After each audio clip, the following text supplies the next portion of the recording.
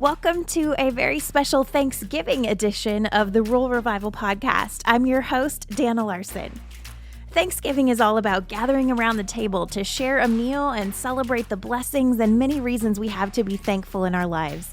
So for this special Thanksgiving edition, we're sitting down with someone who actually makes the tables we gather around. Walt Henson, owner of Red Tower Design and manager of Henson Ranch in Canyon, Texas. Walt's sharing how a traumatic brain injury led to him discovering his new passion for woodworking and how he has built his custom furniture building business on word of mouth over the past 2 years. He also talks about managing the family ranch and why it's important to protect your dream. So here we go with Walt Henson.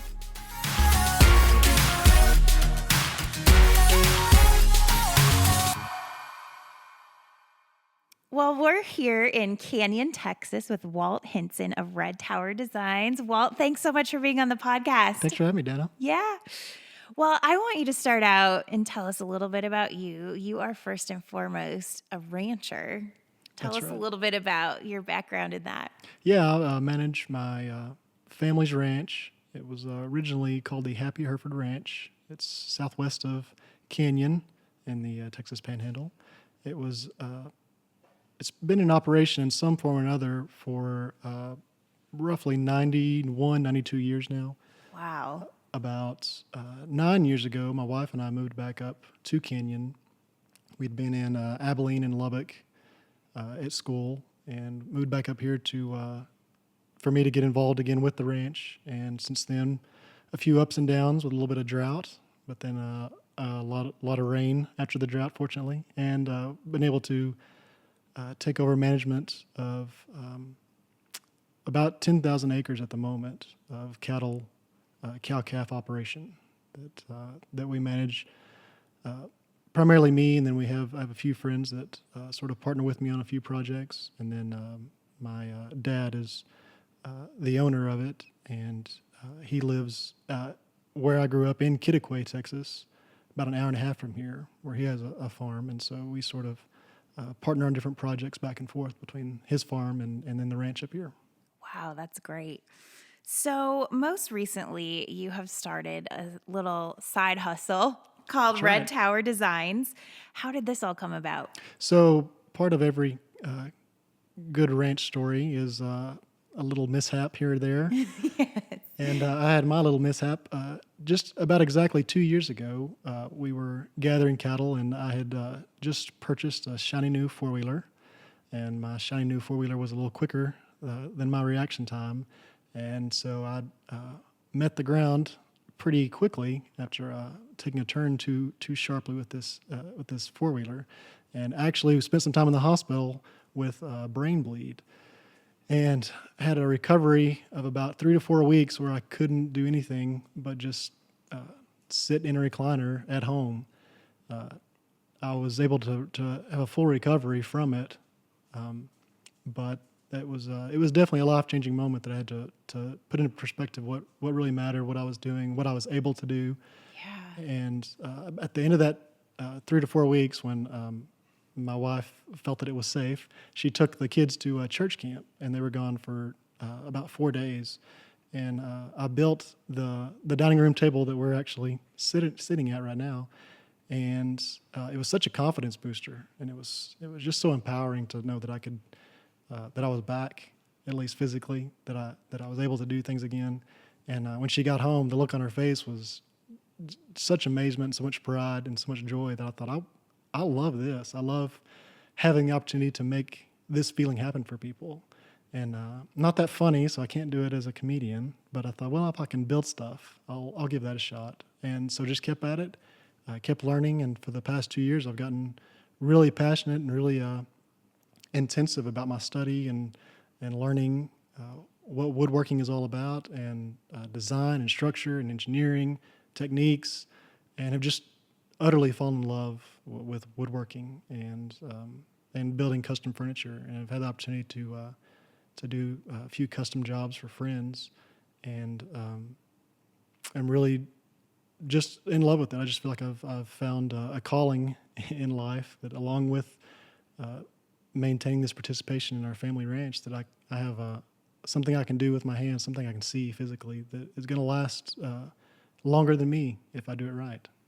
I love that. So, how have you kind of started to, as you get into this, how do you balance the work between the ranch and designing stuff? And Well, on days like today, as of course you know, the balance can get out of whack when things go wrong. So yeah, the old haywire analogy, where anything that can go wrong does go wrong. Today, it was water today, so I had a nice plan of getting some work done this morning in the shop, and get a call that, well, the water's not pumping, so the water has to be pumping, so it's time for you to get to work. So I went out and got it taken care of, and fortunately, I've put enough time out there that I have backup. I've made it a little more efficient, so I can buy myself a little more time, and then I'm able to get the job done and come back in and participate in my passion, which is building this woodworking business.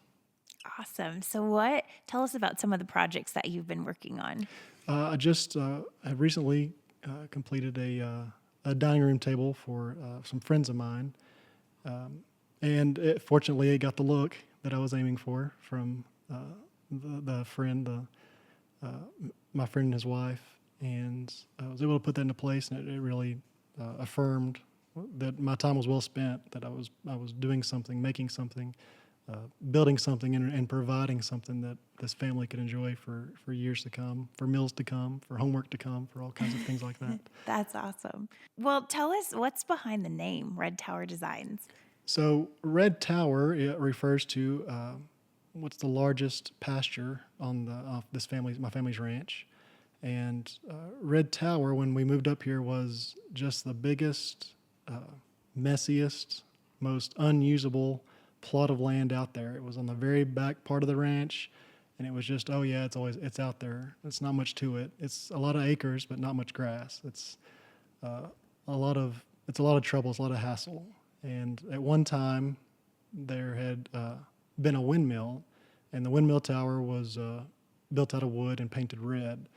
And I'm going to guess that before anybody who's alive now was around, the windmill had fallen apart, but the tower was still there. What they call this the tower, the base of that windmill, and it was painted red, and so it was all just that pasture with that red tower in it, and so that naturally became Red Tower pasture.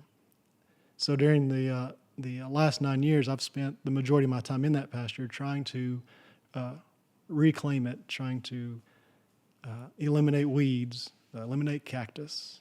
I've installed new watering facilities,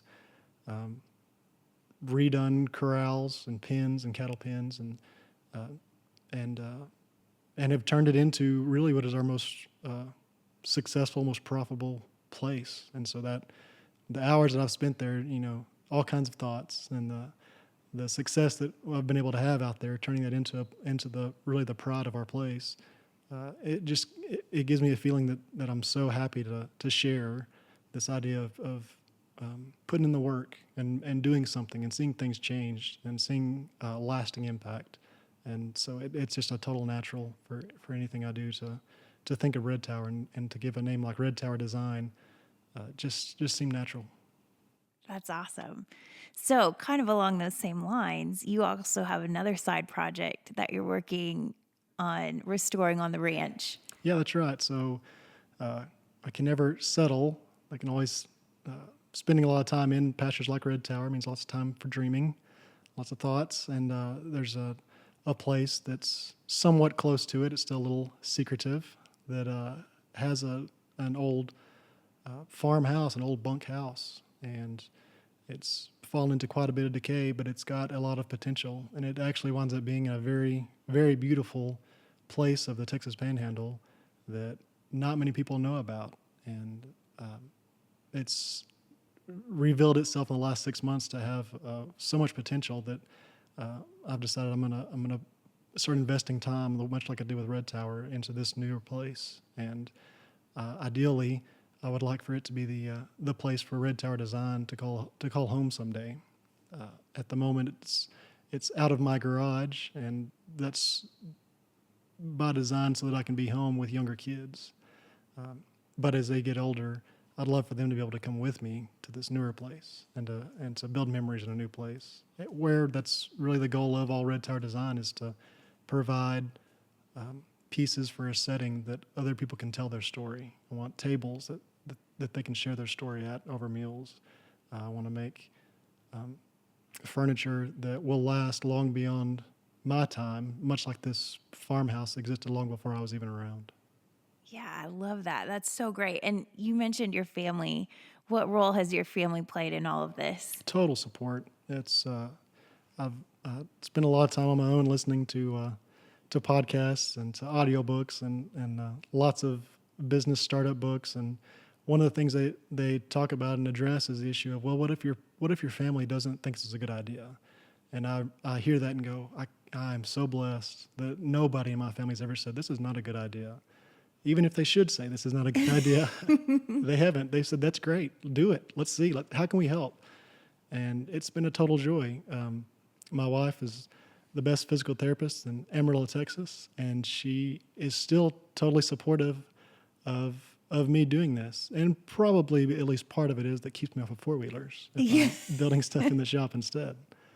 And then 2 kids. My daughters are twins that just turned 11, and which is just the right age to handle a broom well, to keep that shop clean. So that's nice. Sure. But I've had total support from all sides of everyone in the family, and it's just been a total joy to never fear that something I make would be discounted in anybody's mind. It's always valued, and that's just, it's so encouraging. Yeah. So what are some of your favorite podcasts that have helped you as you've built this business that might be helpful to other people too? Yeah, the prime one has become Shop Talk Live. It's the Fine Woodworking Magazine podcast. And just yesterday, I listened to it and wrote down a page of notes of just ideas from guys who love tools. And I think there's a little bit of that I've discovered, that woodworkers are just guys who love tools. Yes. It's not always just about the wood, and it's not always just about the item. It's, well, what tool can I buy that would be more fun? And I've always had a soft spot for new tools. So that one's been really great. Against the Grain is another great podcast. There's 3 guys who are all self-employed in different facets of custom furniture or restoration business. Lots of real-world experience on everything. And those have been the big 2 that I've sure listened to in the last year or so that have helped me in the woodworking part. So let's say I wanted to order a farmhouse table and I come to you. What does that process look like? First of all, my answer always is, I'd love to build that for you. Awesome. No question, I'd love to do that. Specifically calling it the farmhouse table, that's generally the style that I build, but it's also different things for every customer. So I say, well, where have you seen one that you like? Tell me about the one that you like. What do you like about it? Send me some pictures. They usually send it on Facebook or Instagram. Well, send those to me. Let's talk about it. And then we'll go through and if it's just pictures, then we'll look over the pictures and I'll point out, well, here's the techniques that were used. Here's the technique that will ensure that this table is one that lasts your lifetime. Here's a few areas where maybe they cut some corners that we can do better. Maybe here's some different ideas on colors that you might like. Maybe this color's a little trendy. Maybe you want something that's going to last a little longer, that you're guaranteed to love, or that your kids are going to like when you saddle them with this thing, because it's going to last longer than you if I do it right. Yeah. And then just talking through, as far as pricing, half down, and then I give them a time frame. A lot similar to Devin that you had interviewed a few podcasts back. Just the same technique. Here's the time frame, and then I can send along updates. Hey, this came up. Hey, here's an idea. Would you like me to modify this? Would this be an option you would like?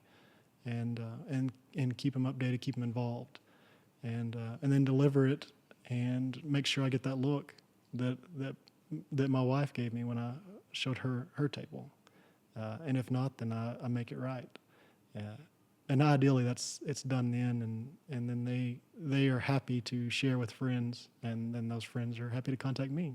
And once again, I'm able to say, I'd love to build that for you. So what kind of responses have you gotten from people? That must be fun to hear their feedback. It's been totally positive.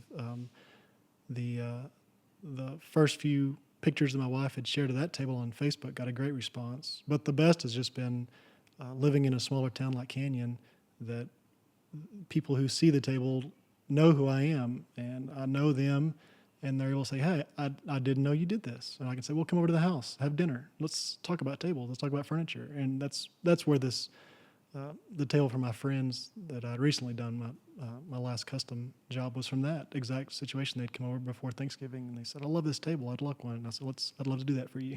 And that's one of the things that I love about a smaller town is that everyone knows everyone, and that's sometimes a red flag for people, but they know that, well, he's the kind of guy, I know where he lives, what's he going to do? He's not going to rip me off and move. Yeah.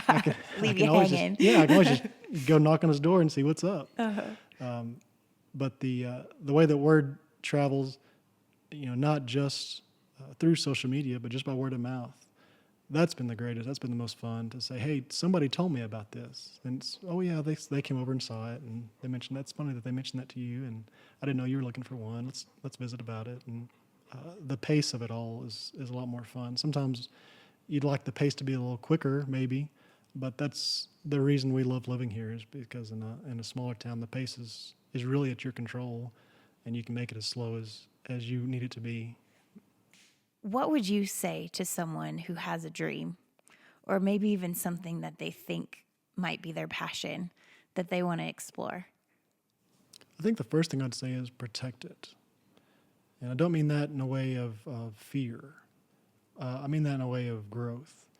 Nourish it. Find ways to test, to make sure that it's not fleeting, that it is something that's important to you, that it's not a diversion, that's not something that you'd rather be doing.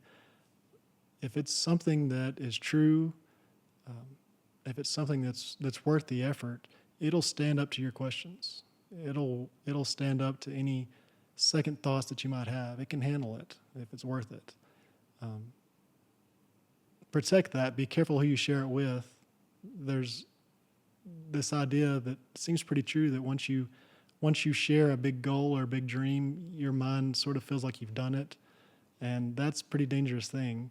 So don't share it in a way that you're going to feel satisfaction from it. Share it with those who are close confidants, who are trusted advisors. Get their input, but protect it, grow it, be free with your love of it, and don't be afraid to follow it. Have you had people who have helped kind of pour into you and teach you along the way, and has that played a big role in making this go?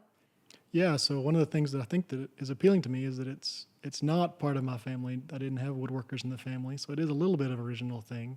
I value the age and the timelessness of our family's ranch, but I also like being able to carve out my own niche.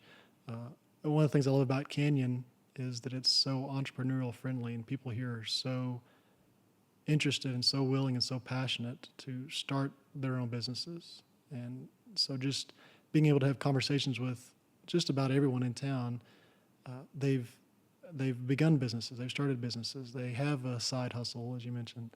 If they grew up on a farm or a ranch, they have an in-town job or an in-town something that they're starting. Everybody just seems to think that way, and that's been very nourishing. My parents have always been totally supportive of everything I've ever tried. It's working with my dad, learning to think business-minded about agriculture and ranch operations has been such a big help in starting a business. And then my mom has been totally supportive and encouraging, and has really been the reason I've been able to start this. And like I said, with the encouragement from my wife and kids, I've really heard nothing but kind, encouraging words, and so I've had lots of people that have been able to pour into me. So I really feel, in a lot of ways, that I'm able to take that and to return on their investment of support, and to make them something, and that's always a lot of fun too. Absolutely. So something that is important to you is that these pieces have a story. Tell us some of the stories behind the pieces that you've made. Yeah, so a couple of pieces that are in our home, that will always be in our home, that are never for sale, are made from pieces of an old ranch house of the different families had lived at while working on this family's ranch, my family's ranch for several years. We've been through the 50s, 60s, and 70s. These back houses, they called them, where the hands would live, or their families would live, and one of those houses was actually moved off of the ranch, but they left the roof. And so 2 years ago, I went out and I reclaimed the roof and took pieces apart and milled them and split them and really let them sit in the shop for several months before I could come up with ideas of what they would be. And one of them is a sofa table, accent table, that I'm very proud of, and that gave it some cool design, some cool through tenon joinery. That it's held up well, and it's got such an interesting texture where I split the wood in half and then folded it over on itself. So it's got there's actually no stain on it. It's just a natural two-tone look. And then some more of that roof wood I actually used as an accent wall here in our house, because I wanted that to be something that became part of our house, a part of our home that we would see every day, and in a way to give that wood a second story, a second life, another purpose. And that's something that is a value that was instilled in me by my mom's dad, my grandpa, who had a farm outside of Panhandle, Texas. Give it multiple uses was what he would say. Give it multiple uses. And that's such a joy, and especially in this area, people say, well, my family had this place, and there's some wood. And I say, I'd love to build something out of that wood for you. I'd love to give it a second story. I'd love to give it a multiple use. And that's one of the joys, is getting to hear those stories, because that wood, when they say that wood on that place, they're talking about their family, is what they're really talking about. And that's what I see when I see those pieces in our home. I love it. Well, they're beautiful. Thank you so much. Yeah. Well, what's ahead for Red Tower Designs, and how can we follow along on this journey? Yeah, well, the website is redtower.design, or redtowerdesign.com. You can find me on Instagram at Red Tower Walt, or on Facebook, Red Tower Design. My official launch is taking place, where I'll have a full catalog, a full portfolio of items that I've done, with the idea of I want this to stimulate your creativity. If you're interested in it, please let me know. Let's talk about what you want. I'm not confined to what I've done once. I'd love to do whatever you want to do. I want to create furniture that will help you tell your story, and everybody's story is going to be different, and that's part of the challenge, and really the most fulfilling part of what I do is getting to do unique pieces for unique families. Well, we're so excited about what you're doing, and it's going to be so fun to follow along on your journey. Thank you for letting us have a small part in that. Thank you, Dana, for letting me be a part of your story as well. Awesome. Thanks, Walt.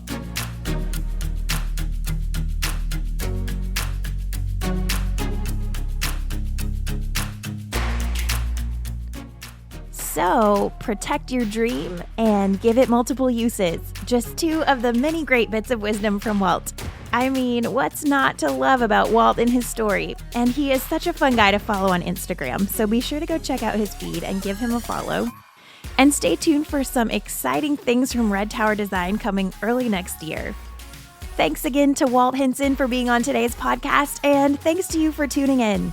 I want to wish you all a very happy Thanksgiving, and make sure you know how thankful I am for you and your support of Rural Revival, and for believing in all of the potential that rural America holds. Happy Thanksgiving, everyone. We'll be back next week.